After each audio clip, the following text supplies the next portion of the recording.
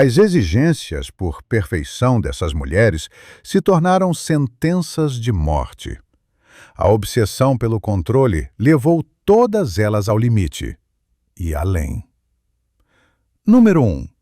A escalada fatal de Linda Morrison. Era dia 15 de março de 2012 e Linda Morrison fazia o que parecia ser sua missão: transformar a vida de atendentes em um verdadeiro inferno. Aos 52 anos, a gerente de uma loja de departamentos no shopping Westfield, em Riverside, Califórnia, passou 45 minutos detonando uma jovem caixa por conta de uma devolução de $12. O comportamento de Linda naquela noite foi um manual vivo de arrogância. Ela humilhou a funcionária sem parar, exigiu falar com a matriz da empresa e ameaçou acabar com a reputação da loja online por uma disputa banal de política interna. Sua voz ecoava por todo o salão enquanto proclamava aos outros clientes que o atendimento havia morrido e que os funcionários eram completamente incompetentes. Mas Linda não parou por aí. Fez questão de exigir documentos escritos sobre as supostas violações e os contatos da empresa para acionar órgãos como o Better Business Bureau. Com mais de 10 anos de experiência no varejo, ela sabia exatamente onde apertar para fazer jovens empregados sofrerem. Após um dia exaustivo de 10 horas de trabalho, aquela cena era só mais uma terça-feira para Linda, conhecida por exigir perfeição absoluta e ter tolerância zero para qualquer desvio do padrão. Por volta das 18h45, Linda cruzava o shopping apressada, carregando várias sacolas e uma bolsa enorme. Nos pés, um par de sapatos novos com solado de couro liso que ela havia comprado naquela manhã. Já estava atrasada para encontrar o marido para jantar, o que só aumentava seu nível de estresse. A escada rolante à frente dela, no entanto, emitia ruídos estranhos há cerca de 2 semanas. Pedidos de manutenção estavam acumulados sem resposta por falta de orçamento, algo que mais tarde se mostraria crucial. Enquanto lia uma mensagem do marido sobre o jantar, Linda pisou na escada sem notar que os degraus metálicos ainda estavam úmidos após a limpeza. As solas escorregadias não aderiram ao metal molhado. Já perto do topo, a física entrou em ação.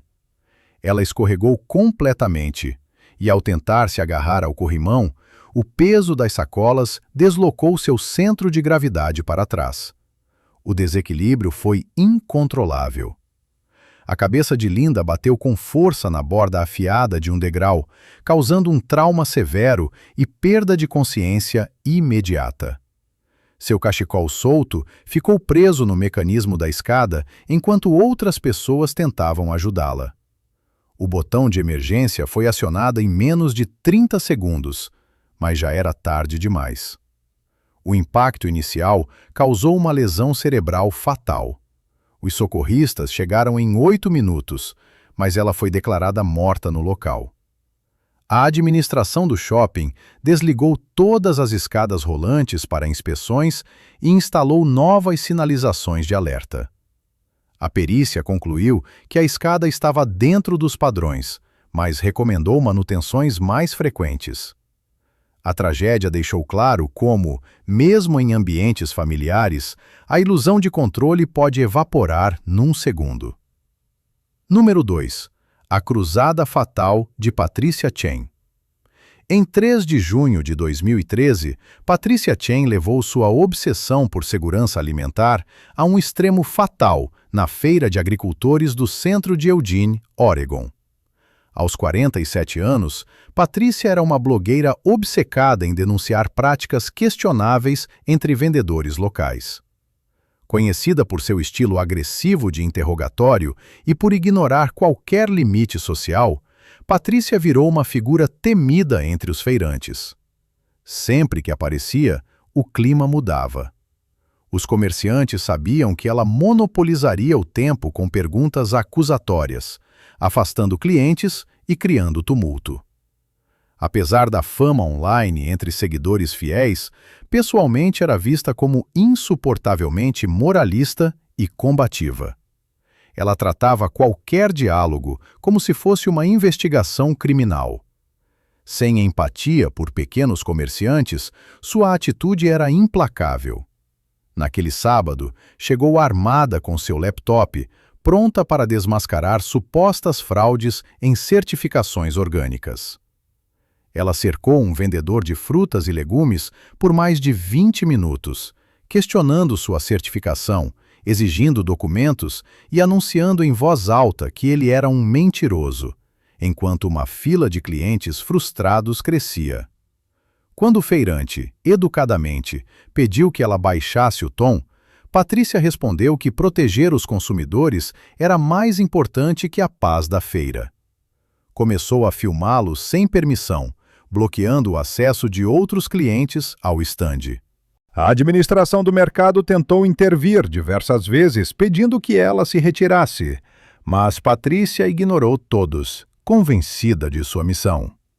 Às 10h30 da manhã, ela se esgueirou atrás do caminhão de entregas para tirar fotos de caixas de produtos, focada na tela da câmera.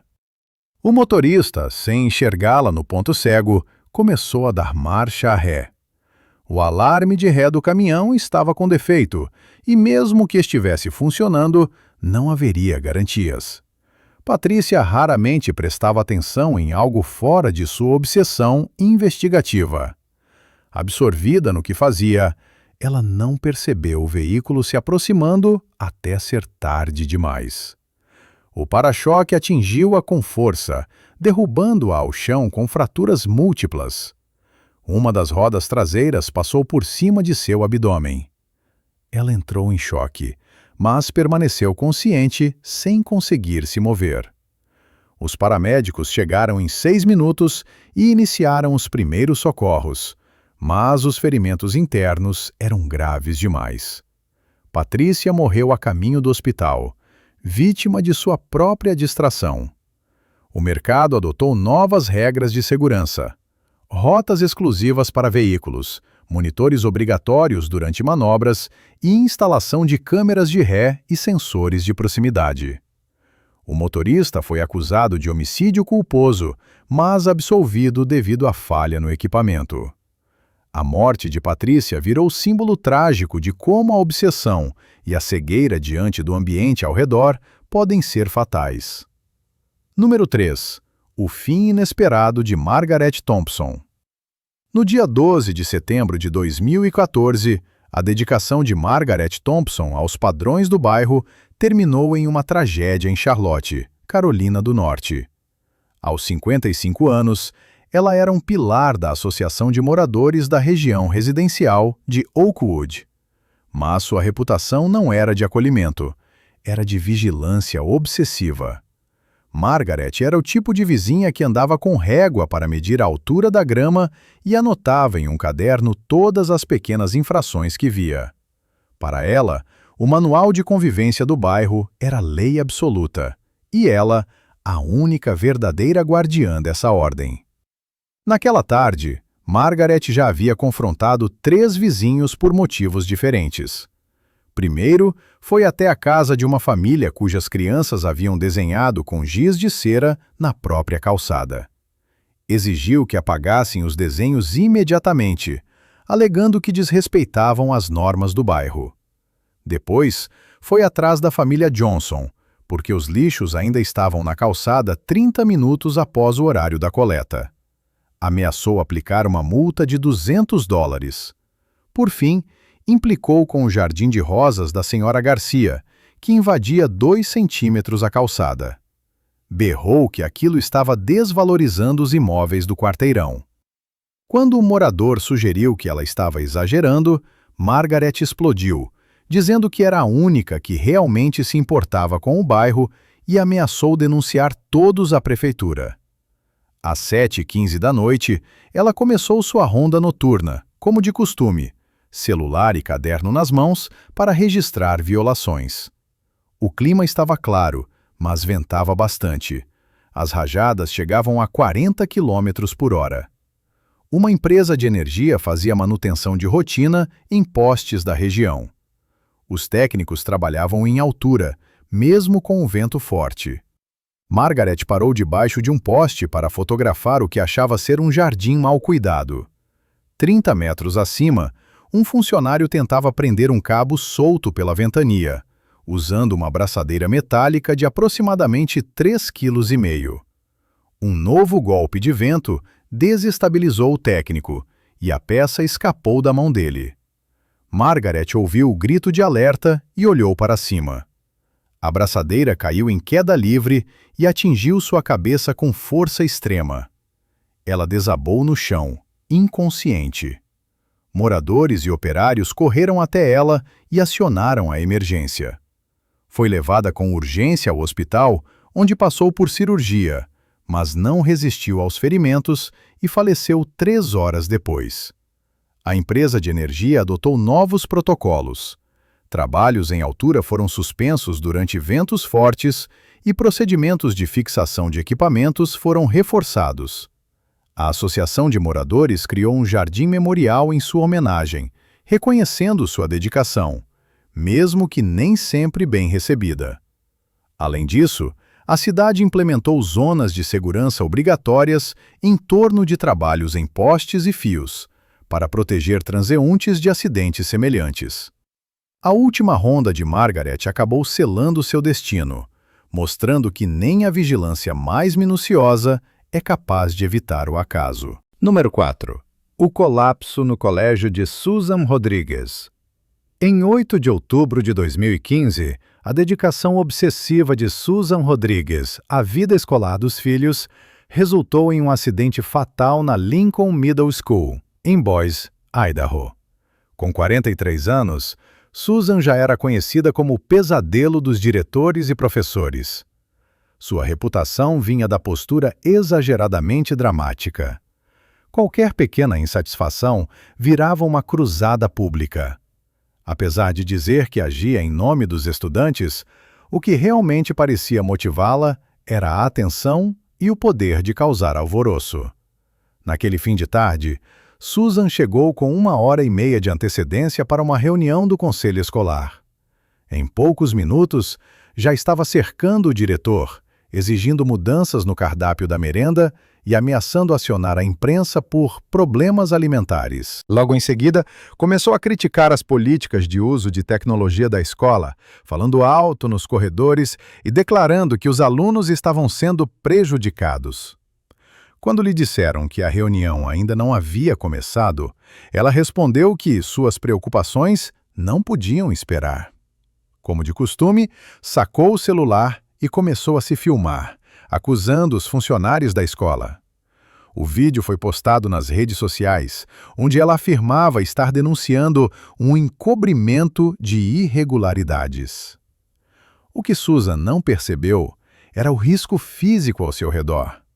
A escola estava passando por reformas e havia andaimes e materiais de obra espalhados. Naquele dia, operários instalaram luminárias no teto de um corredor, o mesmo onde Susan estava parada, revendo seus papéis. Às 6h20 da tarde, ela ouviu um estalo vindo de cima. A estrutura do teto havia sido comprometida e, combinada com o peso da nova luminária, não resistiu. A peça e uma grande placa de gesso despencaram de quase 4 metros de altura. Susan não teve tempo de reagir. Foi atingida na cabeça e no ombro com violência, caindo desacordada. Sofreu fratura craniana e trauma na cervical. Pais e funcionários correram para socorrê-la. A ambulância chegou rapidamente e ela foi levada ao hospital. Mesmo com todos os esforços, Susan faleceu 2 dias depois devido às complicações do trauma. A investigação revelou que os procedimentos de segurança da obra não haviam sido seguidos adequadamente. A supervisão da escola falhou. A tragédia forçou o fechamento temporário da escola para inspeções estruturais completas. A diretoria implementou regras mais rígidas. Nenhuma obra poderia continuar em áreas com circulação de pessoas sem aprovação prévia de segurança.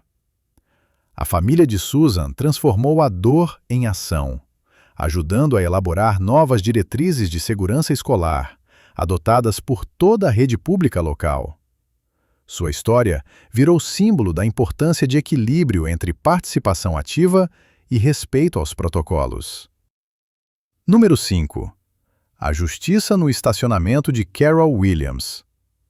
No dia 19 de agosto de 2016, uma ida comum ao supermercado se transformou em uma tragédia fatal para Carol Williams, de 49 anos, em Mesa, no Arizona. Sua obsessão com etiqueta de estacionamento foi, ironicamente, o que selou seu destino. Carol era conhecida como a fiscal não oficial dos estacionamentos da região. Agia como se fosse autoridade, corrigindo qualquer um que estacionasse fora das linhas ou ocupasse 2 vagas. Transformou essa obsessão em missão pessoal. Não era raro vê-la seguindo motoristas até dentro das lojas, exigindo que reposicionassem seus veículos. Certa vez, bloqueou a entrada de um comércio por vários minutos enquanto discursava para os clientes sobre como estacionamentos mal usados arruinavam a experiência de compras. Quando os gerentes das lojas tentavam contê-la, ela se dizia prestando um serviço público e até ameaçava promover boicotes a estabelecimentos que não apoiassem sua cruzada cívica. Suas abordagens eram duras, exigindo que os gerentes anotassem placas de veículos e banissem infratores. Para Carol, tudo isso era mais do que um incômodo. Era uma questão de justiça e ordem social. Naquele dia quente de agosto, ela havia terminado as compras da semana. Enquanto colocava as sacolas no porta-malas, avistou um carro mal estacionado, ocupando 2 vagas em um estacionamento lotado. Indignada, decidiu agir. Exatamente às 14h45, ela caminhou até o veículo com um bilhete na mão, pronta para deixar uma advertência. O que não percebeu foi que um adolescente funcionário do mercado operava um empurrador motorizado de carrinhos a poucos metros dali. O equipamento havia passado por manutenção recente, mas os freios estavam menos responsivos do que o normal. O jovem conduzia uma longa fila de carrinhos, concentrado na tarefa, e não viu quando Carol deu um passo para trás entre os carros estacionados, direto no caminho da fileira de carrinhos. Ela estava tão focada em sua missão que não olhou para trás. Quando o operador notou a situação e tentou frear, já era tarde demais. O primeiro carrinho acertou Carol com força, derrubando-a no asfalto. Sua cabeça bateu com violência no chão, e outros carrinhos passaram por cima de suas pernas, causando fraturas múltiplas. O estacionamento ficou em silêncio, exceto pelos gritos do funcionário pedindo ajuda. Sacolas e mantimentos se espalharam pelo chão. Carol estava inconsciente, gravemente ferida. A ambulância chegou em 10 minutos. Os socorristas trabalharam intensamente para estabilizá-la, mas o trauma craniano era grave demais.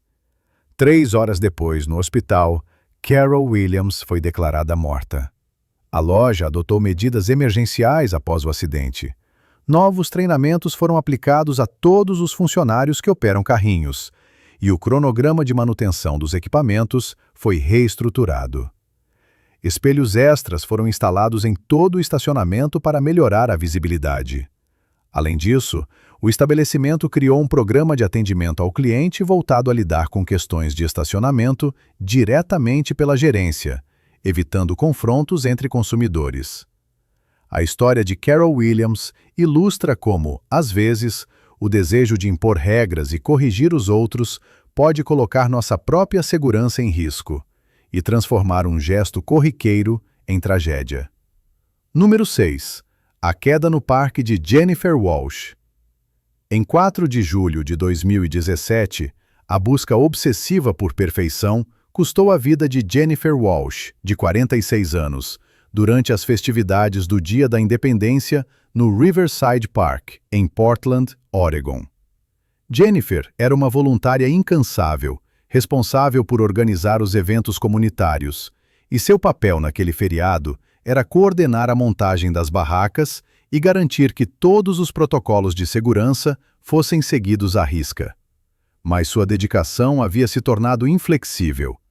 Passou 2 horas discutindo com vendedores de comida sobre a localização de suas barracas, mesmo que eles tivessem autorizações válidas para estarem ali. Mandou reduzir o volume do som durante o teste da banda, ameaçando chamar a polícia por excesso de ruído, mesmo com todas as licenças em ordem. Ela também confrontou famílias que montavam piqueniques em áreas não autorizadas, exigindo que se mudassem para locais menos desejados. Quando outros voluntários sugeriram que ela estava sendo extrema, Jennifer respondeu que só ela levava a segurança a sério e ameaçou denunciar tudo à prefeitura. Aquele ano, o parque recebia o maior público em muito tempo. Havia barracas de comida, shows e fogos de artifício programados. Jennifer inspecionava cada detalhe, ainda mais atenta por causa dos ventos fortes que sopravam pela cidade desde a manhã.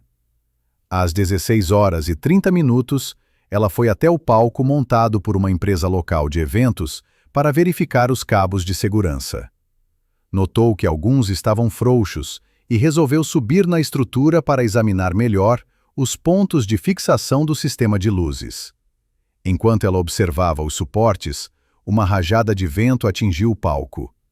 Uma das traves de luz, com cerca de 68 quilos, se soltou de repente e despencou de uma altura de mais de 4 metros. Jennifer tentou sair do caminho, mas não teve tempo. A peça caiu diretamente sobre ela, atingindo seu tórax e cabeça, causando ferimentos gravíssimos. Ela ficou presa sob os metais retorcidos da iluminação. Outros voluntários e bombeiros correram para socorrê-la. Em 8 minutos, conseguiram remover a estrutura e levá-la para um helicóptero de resgate. Jennifer foi transportada às pressas para um centro de trauma, onde passou por cirurgia de emergência. Não resistiu aos ferimentos e morreu durante o procedimento. O evento foi cancelado imediatamente. Todos os equipamentos temporários foram inspecionados com urgência. O acidente levou a uma reformulação completa nos protocolos para eventos públicos em Portland.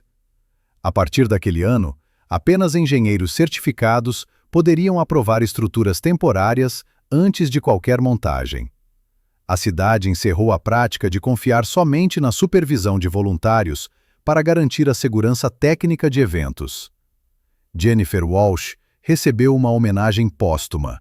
Um prêmio anual foi criado em seu nome para destacar o trabalho voluntário em prol da comunidade, mas agora, com o reconhecimento de que boas intenções precisam andar lado a lado com conhecimento técnico e cautela. Sua morte se tornou um alerta claro de que dedicação sem preparo pode, por mais bem-intencionada que seja, levar a consequências fatais. Essas 6 histórias mostram como o desejo de controle, a obsessão por estar certo e a busca incansável por perfeição podem nos cegar para os riscos ao nosso redor. Todas essas mulheres tinham algo em comum. Acreditavam estar fazendo o que era certo, pelos outros, pela comunidade ou por elas mesmas. Mas em cada uma dessas jornadas, a rigidez tomou o lugar do bom senso e a intensidade substituiu a empatia. O que começou como compromisso virou confronto. E o que era para ser apenas mais um dia comum terminou em tragédia. No fim, fica o alerta. Buscar padrões elevados é válido, mas quando ignoramos os limites, os sinais de alerta e as consequências ao nosso redor, nos colocamos diretamente no caminho do perigo. Às vezes, o maior risco que enfrentamos é a nossa própria intransigência. Se tiver gostado do vídeo, deixe seu like, comente abaixo o que achou e inscreva-se em nosso canal para acompanhar todas as novidades. Te encontre em um desses vídeos que estão aparecendo agora na sua tela. Cuidem-se, pessoal!